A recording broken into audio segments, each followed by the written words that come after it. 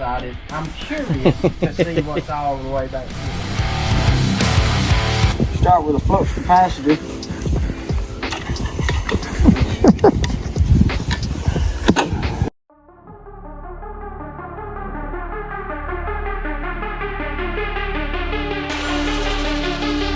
We're installing tongue and groove wall, pine board on 16-inch center stud walls. I'm gonna be out most of the day Friday, doing bull crap, boss man crap, and so I'm gonna cut payroll Thursday and turn them loose Friday, trying to prepare them so I know that they ain't gonna have to bother me all day long.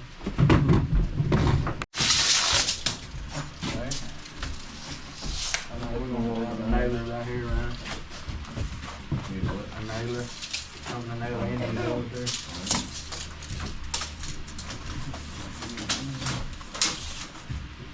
90-inch. Yep.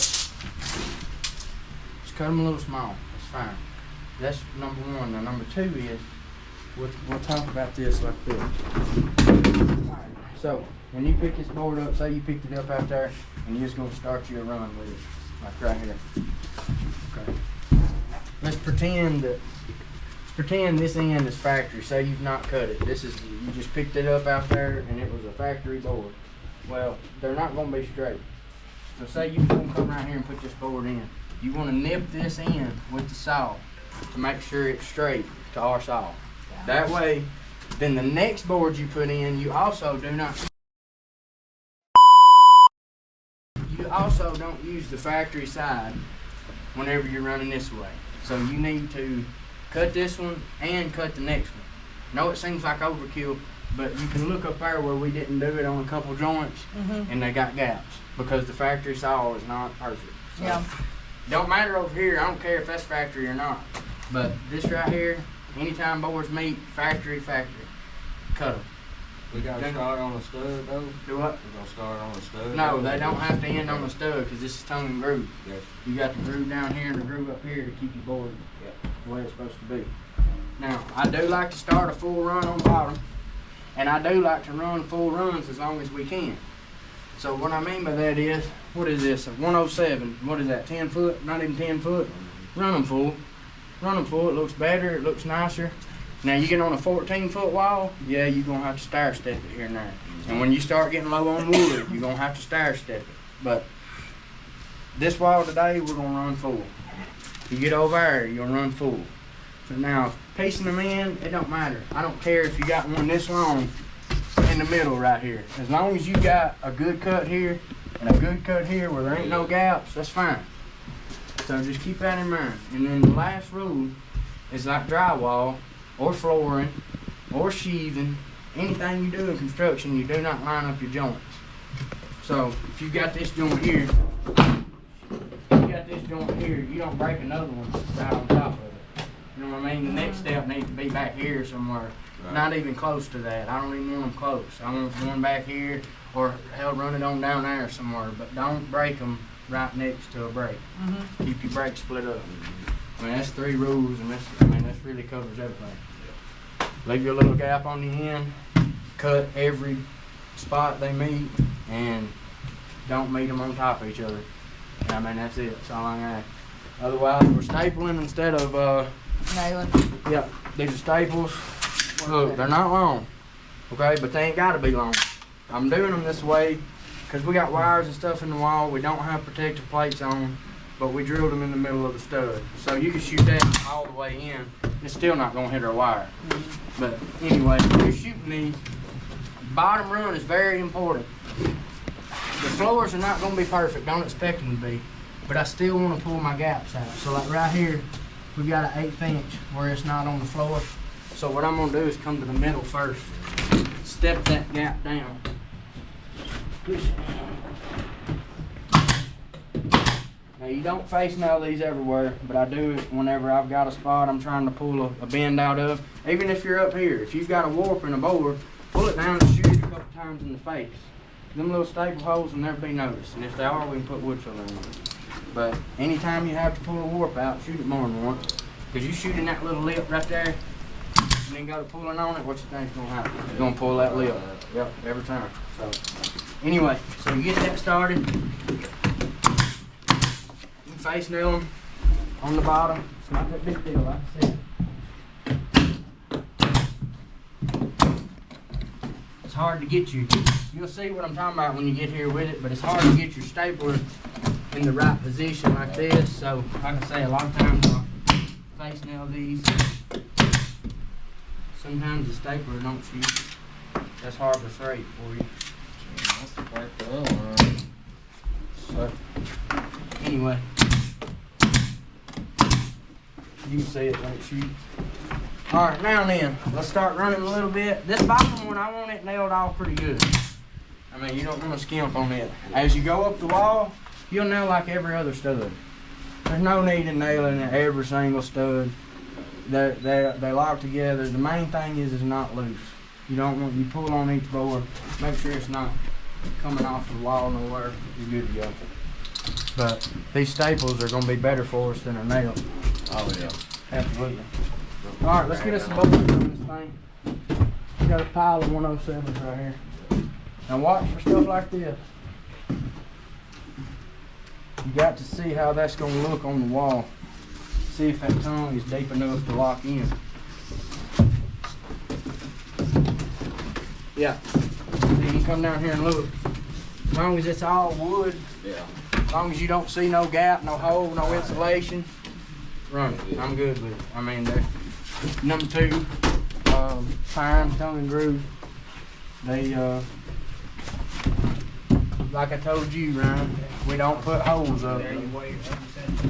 We don't put no holes up. If it's got a knot in it, a big hole, we don't put it up. We'll save them to the end. We'll get us some little tar patches. We'll glue black tar patches on the back of them to where you're not looking at insulation. It looks like a black hole. So just save them, just put them to the side. We'll cross that bridge when we get there. But anyway, so now then, we got this board. I'm gonna get down here and look for a bow.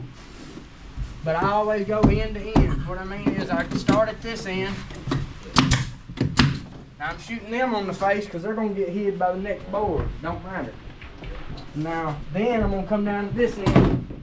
I'm going to use my hand. I'm going to use the back of the gun. Don't swing it like a hammer, but you can pick on stuff with it. Make sure that gap is pulled out. Why the gun's doing that. It wasn't doing it that bad the other day. But anyway, well, we got the Bostitch gun. You can take that out and put it in the Bostitch. So now you see I nailed it on the end. Now I'm going to come here and nail one there. And nail one there. And you see I'm shooting down. You can come here and look. You don't see my staple sticking way up. You can see that and look. But you want to keep that staple in the wood as good as you can. Now, I've only nailed that 3 or 4 times. You're going to pull on it, make sure nothing's loose. Go on to the next one.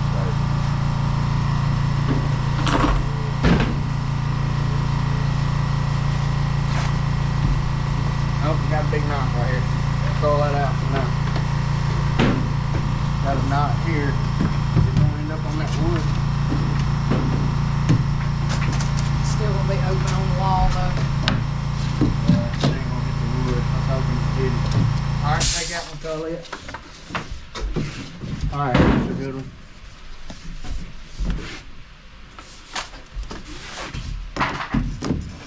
one. Once you get the fundamentals of this, really the only thing that is you get in a hurry, not pay attention, and you get one with a bow in it. And you don't work the bow out. Yeah, because once you get one bow in it, that's it. You know, they're going to be up there. So anyway, set this on here. You want to really look at that gap. My gap's the biggest in the middle on this, so I'm going to shoot the middle first. I'm going to push that L. Like I said, I double nail it when I know that it's going to have pressure pushing back up. Now you check, make sure your ends are good. Always watch, make sure the staple comes out. Now, something like this right here, I'm shooting this up and I'm going to cut it where it sets. There's no mistakes to be made that way. Now, the next board, you're going to have to mark and cut. You don't have a choice. Alright, where's the off loader, y'all? Oh. Okay. Right there in here. You want another blade? That blade about. Good, I think.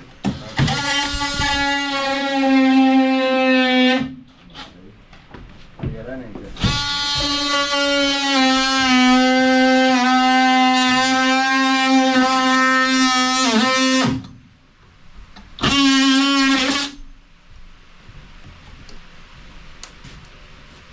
Oh, darling, turn him loose. Alright, now we just pop that plug in on. Move them tabs out of the way.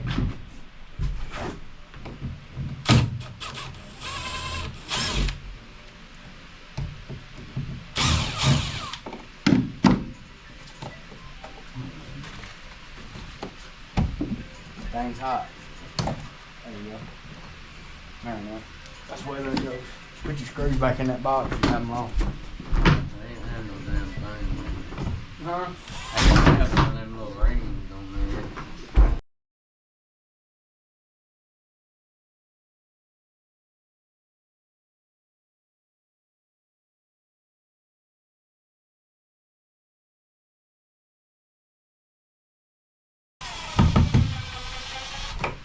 Now then.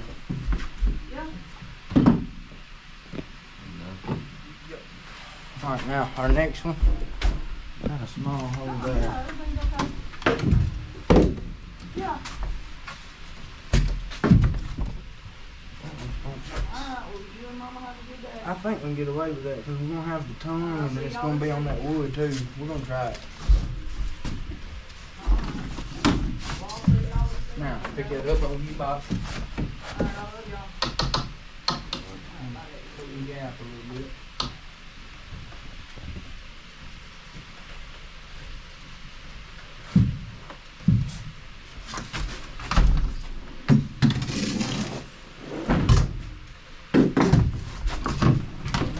Then now when you measure here, you don't just butt to this because Right. you got to go where your wood's gonna sit. So you go up on your lip, right? You got just over 3.5.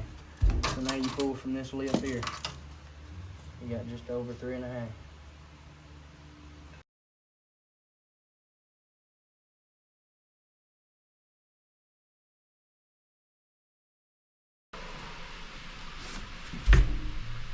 Alright, I need a square, guys.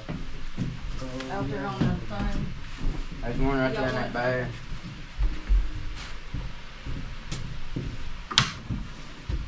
Alright, these has got to be tight. These has got to be close. These has got to look good.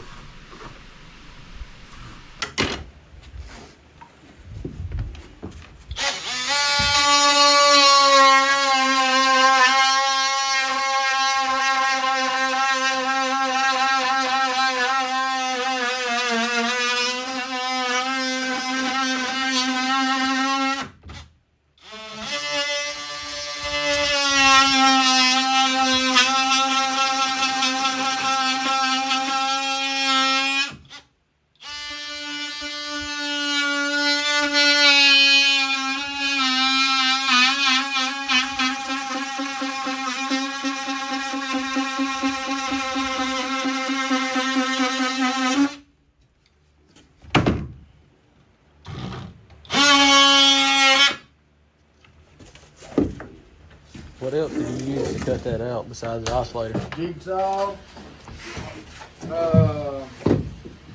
Sawzall if you're good enough. I guess any saw if you're good enough.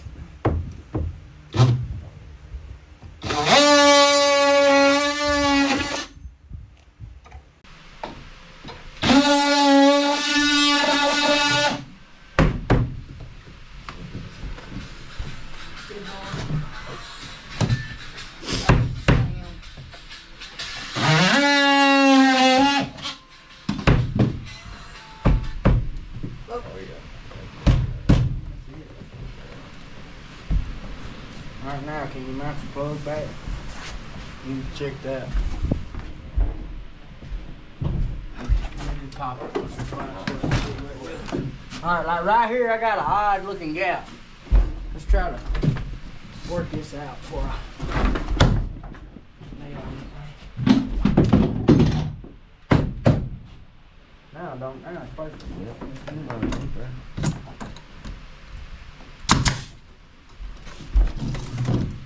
Even though it's perfect, you see what I'm doing? I'm pushing down. I'm Yep. keeping them tight. Okay? Try that out. Leave your tabs on where they'll pull to the front of the wood.